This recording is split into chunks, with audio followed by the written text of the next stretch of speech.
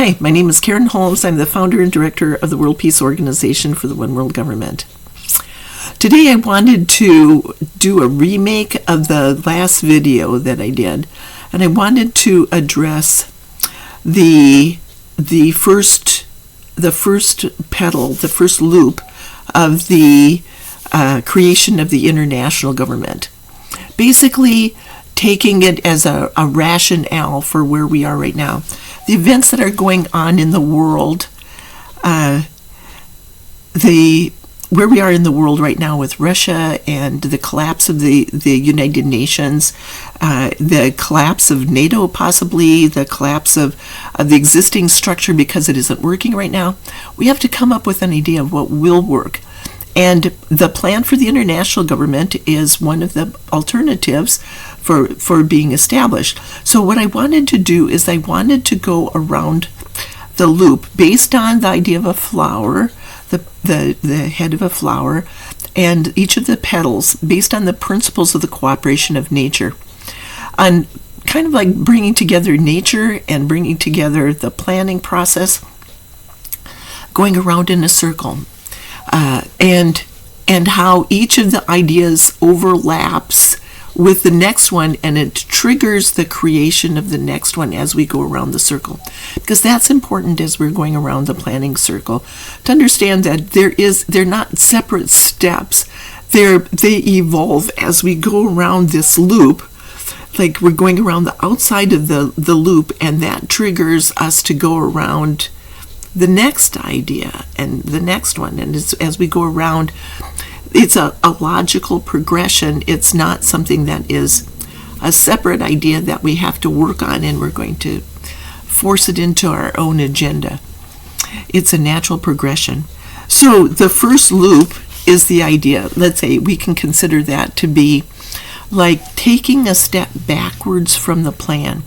You come up with a plan, but you have to have a rationale for it. So what is the rationale for a conference in Europe? Well, wouldn't you say that most people are frustrated because the world leaders never sit down and come up with a plan for world peace? They go to summits and they might come up with some small thing, but it's mostly diplomatic, like say games of one-upmanship, and nobody ever gets anywhere.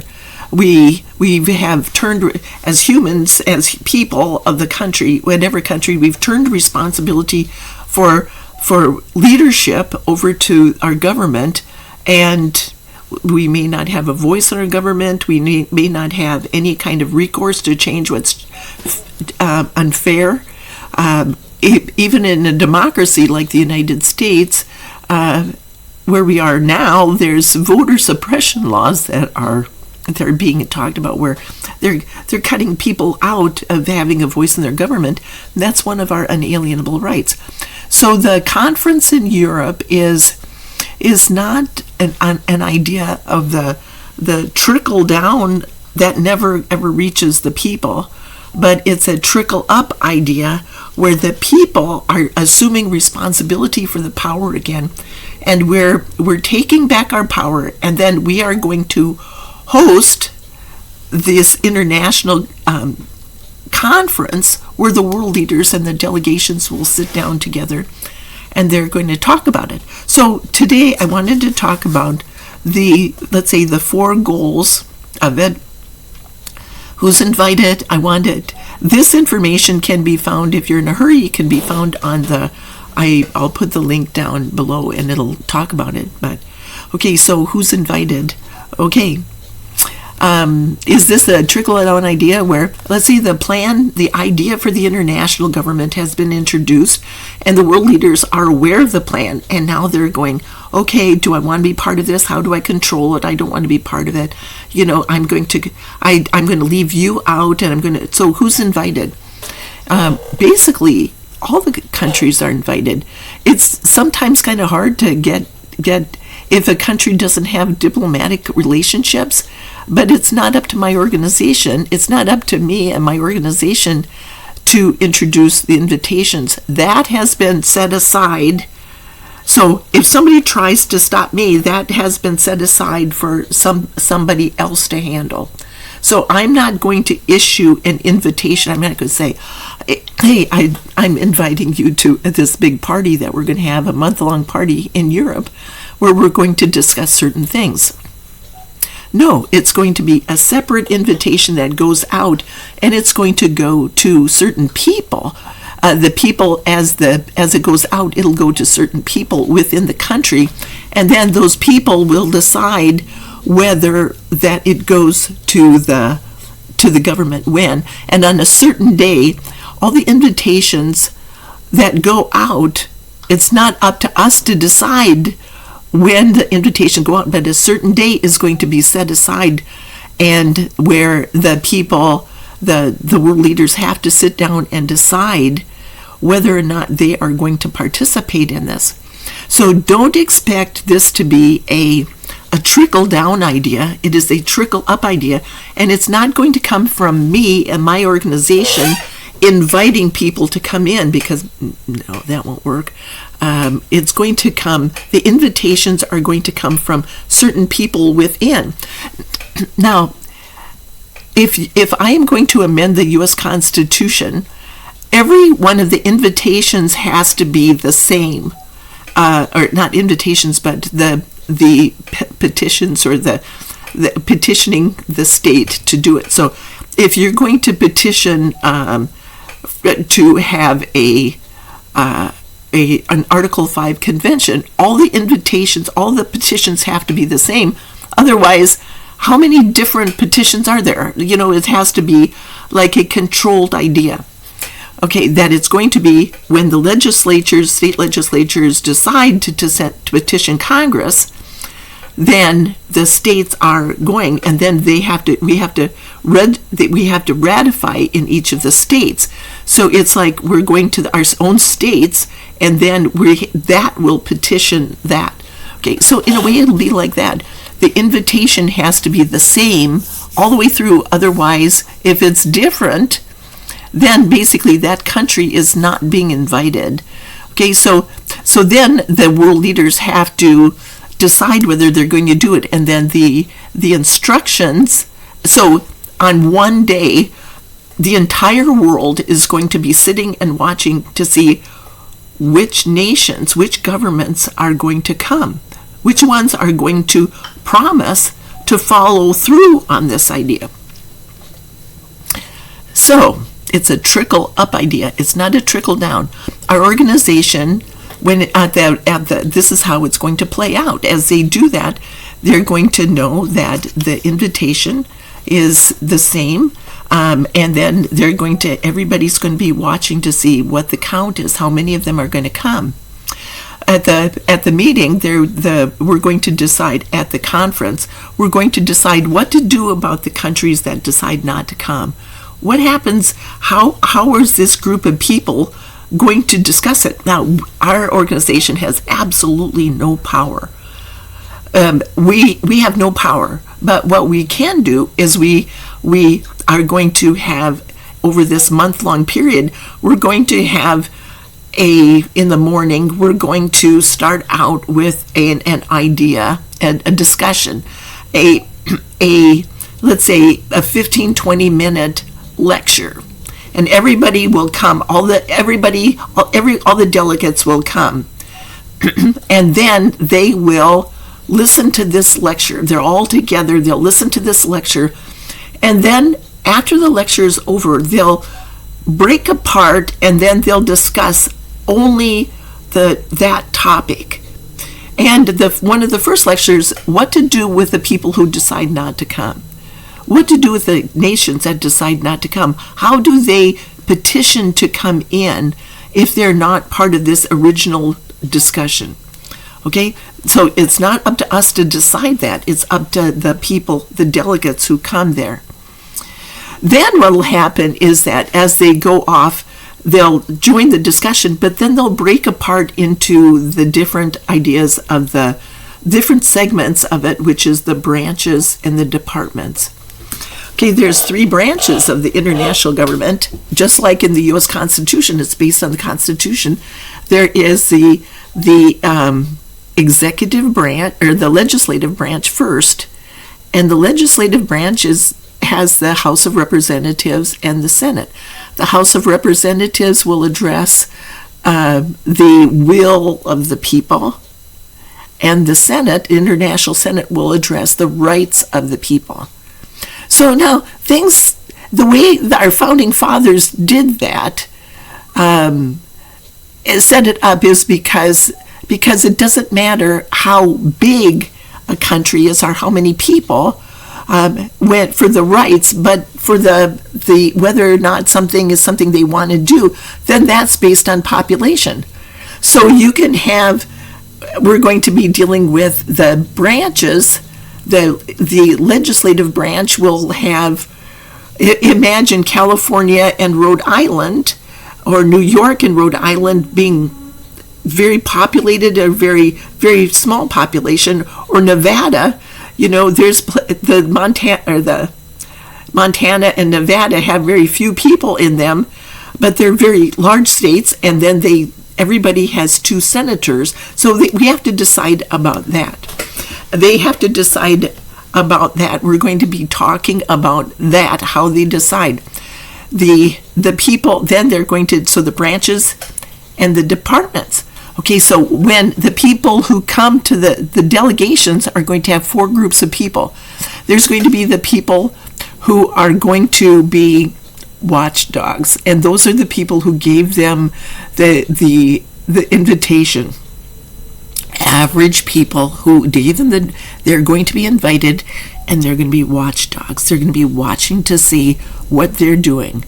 Okay? They're representing the people. They're going to assume responsibility. So that group of people are going to be a very important part of this. There's going to be lots and lots of rooms, and one of the rooms are for the watchdogs, and they're going to go there. Their families can come. They'll be able to come, and they're going to be helping to make sure that what they're doing in their country is the best. Okay? For representing the people and honestly working towards that.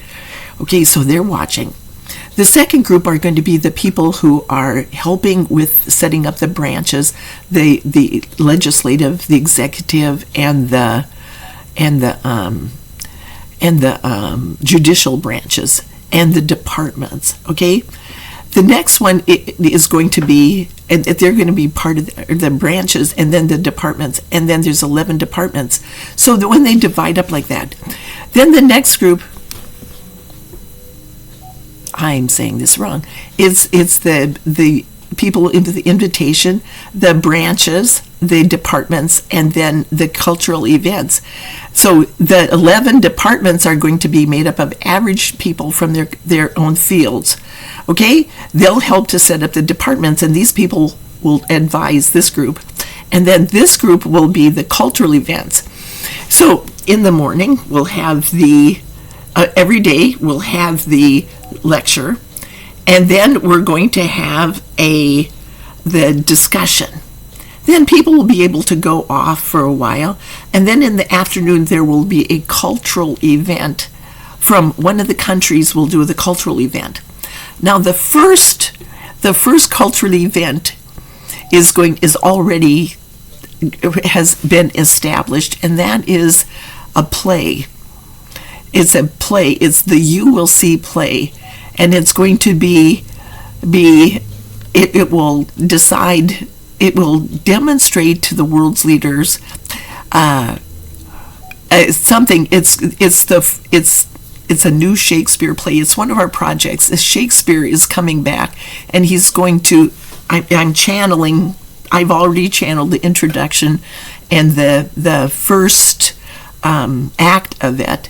And so as other people come in, then I'll channel more of it. Shakespeare is coming back, and he's doing a play. So whether or not you believe in channeling or what, basically it's a pretty interesting play. It's going to be something where the world's leaders are going to sit and watch this. They'll all be invited, families and everybody. So it's going to be, if there's going to be 5,000 delegates, we have to figure out where to have this, where people will fit. Okay, now, but this is still up in the air. Okay, so then as it happens, then this cultural event, then people will be able to, let's say 2-3 o'clock. It might be dance. It might be like the Lippizaners from Austria in the Spanish writing school. It might be the choirs, or it might be dance group. It might be something, food. It might be anything, and coming together and sharing the diversity that every culture has to be respected. Okay, so now what we're doing now is we're looking maybe at the past with the Shakespeare play and how it affects the present and the future. Okay, I don't know what the play is. I haven't finished channeling it yet. Okay, but that is going to be the one that's prophesied and to be that, or I'm telling you this because that's the one that I'm supposed to set up. And that means as I go around the loops, I have to establish certain things. And you'll understand what the play is about when you see it, because after it's over, after these events are over, then I have a feeling that the world leaders will be able to, it's a project, so that goes on its own, and at that point in time, the people who do the project, that play will be able to go and put it on in cities, capital cities all over the world, so the people can see what it is. The press is not going to be there to demonstrate. It's not going to be open to anyone. Basically, this is going to be because of a matter of security and a matter of this. People, I will give the speech, and then I will hand out copies of the speech to people, and then they'll know what it is. You can follow along, but it won't be something where anything is introduced right away, and that is for security reasons. But you'll be able to understand that, and then the idea will go out, and then you'll be able to appreciate what it is that has happened with this. So then, in the evening, after the cultural event, then the evening will be, I'm going to be having personal dinners. The core group of people will be having personal dinners with each of the branches and department people, and then I'll be hosting those dinners, and then as each of the groups come together, they can decide who they're going to go. There will be rooms set up so that the cultural group will have a room. Let's say the branch, the executive branch will have a room. The judicial branch and the legislative branch will have a room, but there'll be continental rooms too, because the way the judicial system is set up, no president will, and the international government, no president from one country will ever go and interfere in another country. It has to go through the international government, and that way, on a continental basis, the local disputes will be settled on a continental basis. And then if it's a dispute, because they have a common culture, they've been dealing with each other for thousands of years, basically, as long as people have lived there. And they know their cultures, they know each other, they're basically been rulers at the same time and dealing with each other for a long time. If there's a dispute between two countries on the same continent, then the local courts will handle it. If there's a dispute between different continents, countries on different continents, and a third continent will handle it in a superior court. And then there will be as they have to decide also what to do about the International Supreme Court and who's going to be on that. So as we are watching the U.S. government deal with Ketanji Brown Jackson, I would like you to stop to consider what's happening in the U.S. Supreme Court on the international basis, because we are going to set up a structure, and the United States we have a constitution, but that doesn't mean after we've gone through this big, huge cycle where it's started out to the ends, where we have to decide what to do with our country. Is this the end times of the country, or are we going to just take it into the new cycle and carry it forward? As this loop happens, are we going to go and evolve into the next section, or are we going to let it collapse and become Russia and China's third world country where they're tapping our resources or whatever? Okay, so in the evening then I'm going to have dinner parties and I'm going to be able to answer questions with the people who are from each of those departments. And so there's 11 departments too, and I'll go over each of those departments in these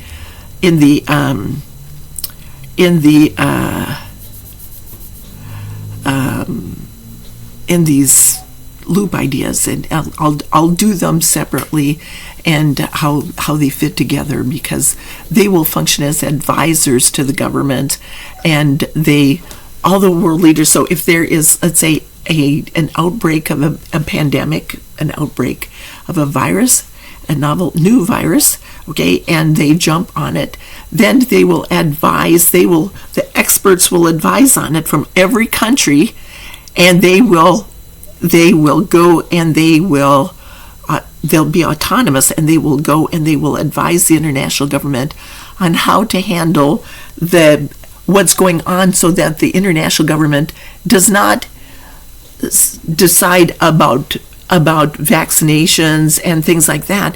What they will decide on is on the branches, and branches will decide on how to handle the sociological ramifications that triggered that in the first place.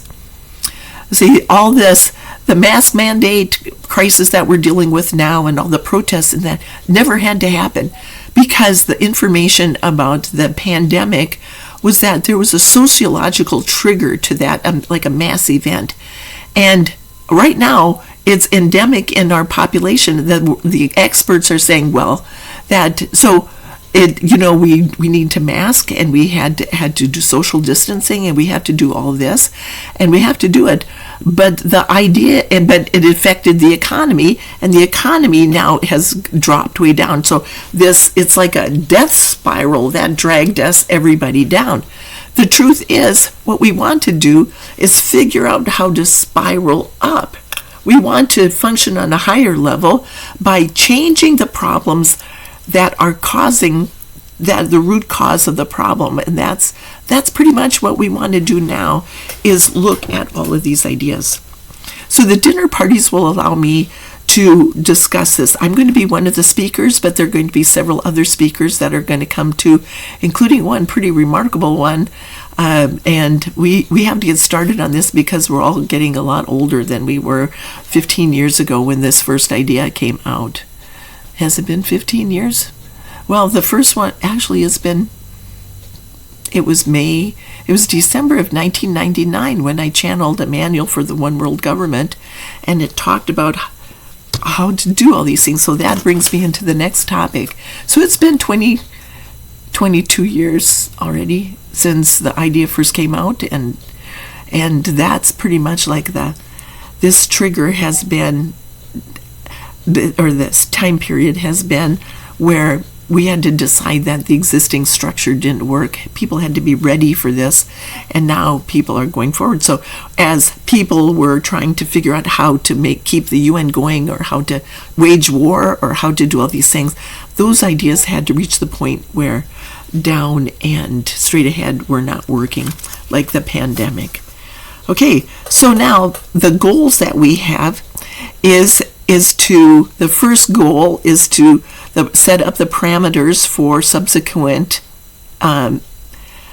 meetings. Okay, so our organization is only going to host the first one, and then they're going to have to decide within each of the branches in the meetings how to set it up. Now, I told you that I channeled a manual for the One World Government, and that is something where we're going to, by reading that book, we can set in stone basically how to do these things. It talks about how to write a constitution. Okay, so in Iraq, have you ever read the Iraqi Constitution? How do you know that it's going to be a good fit for that country? They decided it from themselves. Is it going to spiral down, or is it going to spiral the country up? Okay, so subsequent meetings. Okay, they're going to set it up for subsequent meetings. Are they all going to just walk away? You know, that first group, of the invitation group, is going to have a real interesting part because they're going to work kind of as facilitators. There's going to be facilitators who are going to walk through, and they're going to make sure that that group is working. There's also going to be organization facilitators too. And okay, I'll go into that too. And then the second goal is the beginning discussion on the writing of the Constitution. So who's going to write the Constitution? And what does that entail? Does that mean that there's going to be, let's say, some Thomas Jefferson type person who's going to sit down and write it? Or how is that going to actually happen? It's going to be a delegation from all the different countries, and they're going to write, and they're not going to sign it. It's not going to be signed until every person on the planet agrees with it. So you might be the Patrick Henry who stands up and demands the rights of the people. So there's going to be, you need to be aware of all the things that are happening in the creation of the international government. You be watchdogs too. Okay, you stand and watch not just my organization, but when people start coming together, we have to be aware of this, and we have to set it in stone. Okay, so when they write the Constitution, if anybody disagrees with it, it won't be signed until it's resolved. Okay, so a manual for the one world government is the book that I channeled is the first step in understanding how to bring it up. Read the book, set it in stone, and then you'll know how to protest. You'll know how to stand up and to have a voice. You know, so many people don't know anything about government. You know, when the Republican Party brought in influencers like Tommy Tuberville, for example, the Republican Party supported his election as a senator from, is it Alabama? Yeah, Tommy Tuberville, who didn't know what the three branches of the government were. If you watch this video, you know there's the legislative, the executive, and the judicial branch. Tommy Tuberville didn't know. He's a senator who's supposed to stand up for the rights of the people, and doesn't know what he doesn't know what his job is. He just knows that he can bring in votes. And then that allows the Republican Party to spiral down deeper into the games where they limit people's right to vote. So now I'm not accusing anybody of that, but because people are where they are, it's time to get educated in government. And if you are going to run for president of the United States, there's also going to be running for president of the international government, the U.S. president of the international government, because every country is going to send a president of that country to the international government. There's going to be two levels of government. There's the national government and there's the international government. And you might be one of the people who runs for president, because anybody can run for president under this. Okay, so we have to realize that a lot of those dictators are going to be part of this, but is that being a dictator the solution to the problem? Are we going to take this new millennium and we're going to create a peace, or are we going to spiral down into a global war? Is Putin going to be one of the people who goes to the convention? You can't be in two places at the same time. So he has to have a national leader, president, and an international government. And they're back to back. They don't interfere with the other ones. The job is too big right now. Okay, so we're going to have to, that's one of the things I have to do, is to help transition countries that are it's going to be maybe easier for us, but it's not going to always be easy for transitioning, and we have to go around these loops to make it happen. Okay? We have to go all the way around the planning process over and over and over and over again until we get that right. So establish the branches and the 11 departments, and I'll go over that. We know what the 3 branches are and what they're going to do. So that book, A Manual for the One World Government, is going to talk about that. And in the United States, okay, I'm going to tell you just one more thing. My organization, the part that I've created, creates a network of projects. But my organization is a 501c3 charitable organization. I can't lobby Congress. So I have to turn, like me, going around and around and around and around this one area. The next person to come in is going to go around and around and around and around and around. That person is going to be working on the U.S. government. Mine is the exit strategy for Iraq. What started this whole thing was the global genocide that's been devolving. We're watching what's happening in Ukraine and called it a genocide. Do you know what a genocide is? Okay, so you have to be aware of how this works. Okay, and then the next step is the constitutional amendment, and then we're going and we're rebuilding. We're working to undo the damage we've done, and I've talked about that, coming out of the abyss, and then working to your way out of the abyss. See, this doesn't work anymore. We've fallen into the abyss, and now we have to decide how we're going to get out of the abyss as a planet. Okay, the next one is to address what constitutes a nation. That is a really interesting idea. And the reason for that is because there are lots of, if the boundaries have been written by, we're watching Russia, are these people Russians? Are the Ukrainians Russians? Are they a sovereign nation? If eventually what happens is, if the boundaries have been rewritten by war and power games and grabs and diplomacy that were games of one-upmanship, what will constitute a nation that will eventually, there are 200 countries now, eventually the prophecy is there are going to be 500 countries. So how is this international government going to evolve into 500 different countries, and what constitutes a nation? So that's kind of like a plan for the future. Are they going to decide that it's okay, we're going to do it by war, we're going to outsmart everybody, we're going to turn those people, we want their resources, so we're going to go in and steal them? Or are we going to make win-win agreements between nations, where if Iraq, for example, they had a problem dividing that country up. They're the Sunnis, the Shia, and then the Kurds. And by dividing it up, the oil wells the vast majority of the oil deposits were in two of the things. So if you divide that up by culture, how do you divide it up? How do you divide Somalia up, for example? There's 3 different parts of it, and they're all pointed different directions. So is that going to divide up? Is it going to be one country where they're working together with a common culture?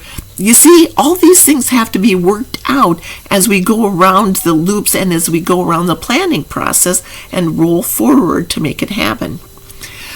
Okay, so this is an idea about how it's going to work. And I ask that you become watchdogs of it. If you're interested in this idea, the next one we're going to talk about is the newsletters. And I'm going to talk about how each of the newsletters, we have the international government and the government proposals. So let's say I sent out proposals to a big, I think I missed maybe 5 or 6 because they didn't have diplomatic relations. I didn't have any way to contact them. But they all got government proposals. So the government proposals are on the website. Then the next step is, how are we going to, let's say, pay for this conference in Europe? How about if you buy the books, if you're concerned about the future and you're concerned about everybody standing that you want to have a voice in it, how about if you, let's say, buy the book, A Manual for the One World Government, and half the money goes to the organization. It's set aside for the conference in Europe. We can do that. It's the conference in Europe. So all you have to do then is, if you're concerned, you can buy the book, and it's for $20, and $10 will go to the conference in Europe. No problem whatsoever. We have to, and we'll go and talk about economics too, about how our talents and gifts have to be addressed, and I'll go into the books later when I talk about that. But then, so I channeled the play that you'll get to see. You can support that project by buying tickets for it when it comes to your country. You can support the idea of the international government by reading the book, and by buying the book, half the money goes to support the conference in Europe. Wow. Okay. And then the other thing is the newsletters. And then as the newsletters start, the World Peace newsletter starts out with the idea of the each issue is the first 8, the year volume.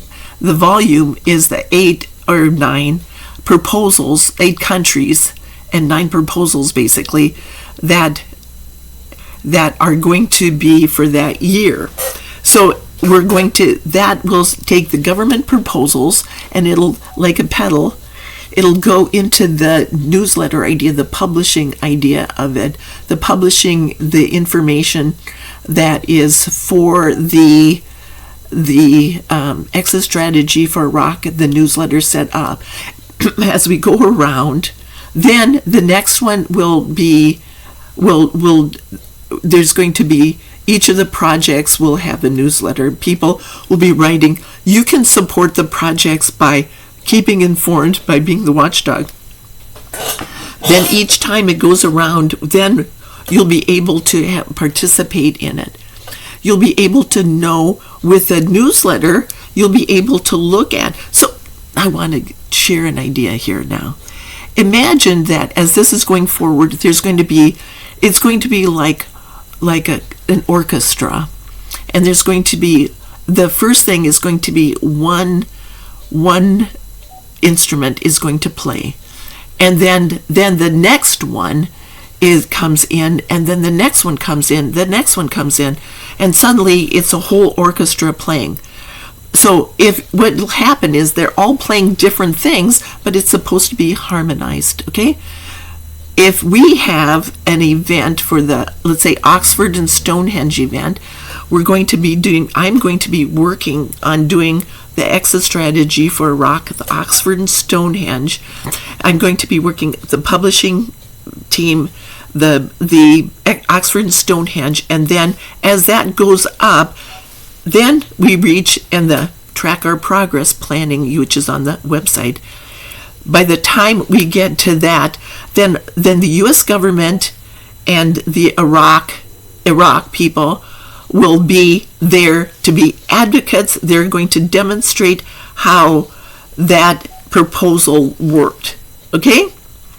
So they will be, as they are working on that will guarantee pretty much that as they go along with these project ideas, the project ideas will demonstrate the intent of the government to actually go to the conference in Europe.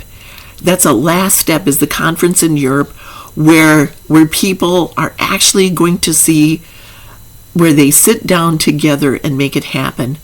Okay, that's what will motivate them to come. Is we start out with me bringing in channeling the information, basically the proposal, and then the I have to bring in the people who will help me bring it about, and then the publishing team, professional publishing team.